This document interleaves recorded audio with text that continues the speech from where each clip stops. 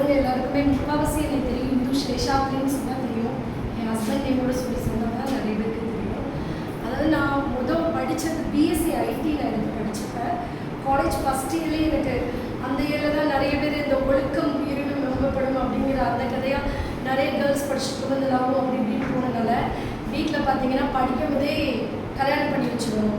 அந்த ஒரு மென்டாலிட்டியில் first இயர்லேயே marriage பண்ணி வச்சுட்டாங்க. ஸோ என்னோடய குடும்பத்தில் நான் தான் முதல் பட்டதாரினே பெருமையாகவும் சொல்லிக்கலாம். அம்மா குடும்பத்துலேயும் சரி அப்பா குடும்பத்துலேயும் சரி பார்த்தா நான் தான் முதல் பெண் பட்டதாரி. பார்த்தீங்கன்னா அந்த படிச்சுட்டு இருக்கும்போதே மேரேஜ் பண்ணி வச்சாங்க.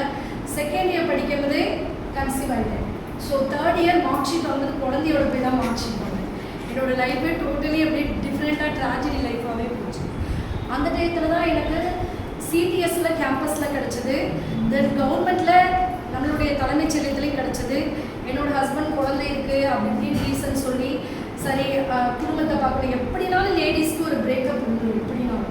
ஸோ அந்த டைமில் ஓகே வீட்லேயும் பார்த்துக்கணும் குழந்தைய பார்த்துக்கணும் எல்லாமே பண்ணும்போது எனக்கு கவர்மெண்ட்டில் முதலமைச்சர் காப்பீட்டு திட்டம், அதாவது அப்போ ஆரம்பத்தில் கலைஞர் காப்பீட்டு திட்டம்னு ஆரம்பிச்சிருந்தாங்க. அதில் லைசன் ஆஃபீஸராக வேலை கிடைச்சிது. திருநெல்வேலியில் தான் ஒர்க் பண்ணேன். தென் இங்கே மாமியார் வீடுனால இங்கேயே ட்ரான்ஸ்ஃபர் பண்ணி வந்தோம். ஸோ வந்த பிறகு தான் எனக்கு தெரிஞ்சது சின்ன சின்ன சோசியல் சர்வீஸ் அம்மா அத்தை எல்லோரும் பண்ணுவாங்க. பக்கத்தில் உள்ளவங்களுக்கு சாப்பாடு கொடுக்குறது, மருந்து மாத்திரை வாங்கி கொடுக்குறது, இந்த மாதிரிலாம் பார்த்தப்ப அப்போ தான் எனக்கு தெரிஞ்சது இந்த மாதிரிலாம் ஹெல்ப் பண்ணுறதுனால நல்லா, அதாவது மகிழ்ந்து சொல்லுவாங்க. மற்றவங்கள ஹெல்ப் பண்ணி அவங்க மகிழ்றதை பற்றி நமக்கு ரொம்ப ஹாப்பியாக இருக்கும். அது வேறு லெவலில் இருக்கும் நம்ம ஹெல்ப் பண்ணாங்க. ஸோ இதுவே என்னோட இன்னும் நிறைய பேருக்கு நான் ஹெல்ப் பண்ணுறதுக்கு மோட்டிவாகவும் இருந்தது. முக்கியமாக கடவுள் அத்தையை அதாவது அத்தையை அம்மான்னு எழுதாமல் அத்தைன்னு எழுதிட்டாரு கூட. அந்த மாதிரி எனக்கு எங்கள் அத்தை நல்லா மோட்டிவ் பண்ணுறதா வந்தாங்க. சின்ன சின்ன சமையல்லையும் சரி எல்லாத்துலேயும் குறை சொல்கிற மாமியாராக இருந்தாங்க.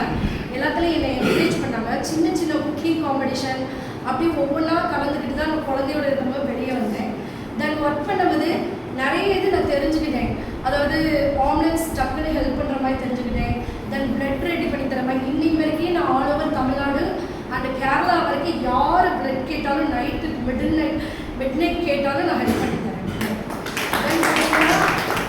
தென் இதோட ஹாஸ்பிட்டலில் கலைஞர் காப்பீட்டு திட்டத்தில் ஒர்க் பண்ணாலும் ஆல் ஓவர் தமிழ்நாடு லெவலில், அதாவது என்னெல்லாம் ஒர்க் பண்ணால் நம்ம மட்டும் கம்ப்யூட்டரில் பண்ணிட்டு நம்ம மட்டும் வீட்டுக்கு வந்துடலாம்.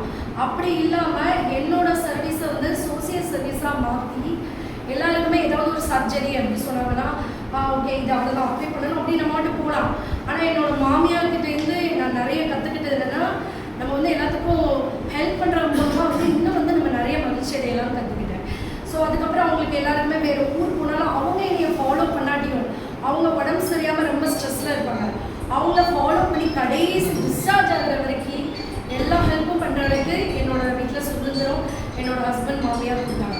ஸோ நான் அதை யூஸ் பண்ணிவிட்டு வெளியே வரும்போது தான் நம்ம வீட்லேயே இருந்தது வேலையிலேயே இந்த ஹெல்ப் பண்ணுறோம். வெளியில் என் ஃப்ரெண்டோட வரம்பு தான் துளி அமைப்புன்னு எனக்கு தெரிஞ்சது. என்னோடய பொண்ணுக்கு நான் ஸ்கூல் சேர்க்கவே என் பொண்ணு இங்கே படித்தவங்க தான் ஹர்ஷினி வந்திருக்காங்க. இதே ஸ்கூலில் படித்த ஸ்டூடெண்ட் தான். அவளுக்கு நான் அட்மிஷனுக்காக போயிருந்தேன். அப்போ தான் துளி அமைப்புன்னு ஒரு அமைப்பு இருக்கிறது தெரிஞ்சது. அந்த அமைப்பில் நீ ஜாயின் பண்ணால் நல்லாயிருக்கும், ஸ்கூல் அண்ட் காலேஜஸில் போய் நிறைய ஸ்டூடெண்ட்டு நீ நல்லா பண்ணலாம், நல்லா ஸ்பீச் பண்ணுற அப்படின்னு சொன்னாங்க. வேலையும் பார்த்துட்டு என்னோடய பயணத்தை வெளியில், அதாவது பர்சனலாக குடும்பம் போக சுற்றி உள்ளவங்களுக்கு சாப்பாடு கொடுக்க மாத்திரை வாங்கி கொடுக்க இந்த மாதிரி இல்லாமல் வெளியில் போய் நான் பண்ண தொடங்குறது துளி அமைப்பு மூலமாக போனேன்.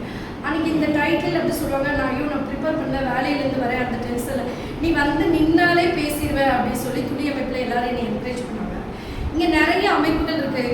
அரவமைப்பு மணி அண்டு நம்மளோட தனாக்கா தாய் ஜெயலட்சுமி அம்மா, தென் பத்ரி அண்ணா கிட்டேருந்து இந்த பிளட் டொனேஷன் அதை கற்றுக்கிட்டேன். அதாவது லைஃப்பில் நம்ம லைஃப் இஸ் லேர்னிங்கிற மாதிரி ஒவ்வொருத்தர்கிட்டேருந்தும் நம்ம ஒவ்வொன்று கற்றுக்கலாம்.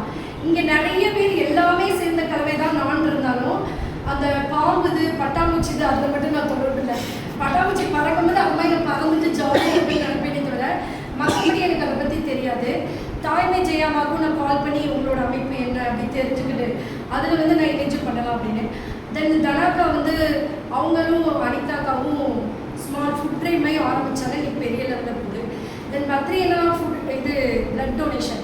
ஸோ அதை பார்த்து அப்படியே நம்மளும் இன்னும் நிறைய பண்ணலாம். அந்த மாதிரி தென் அரண்மணி கொரோனா டயத்தில் பார்த்தீங்கன்னா எல்லாருமே பேனிக் ஆகி வீட்டுக்குள்ளே தான் இருக்கும். வெளியில் வரவே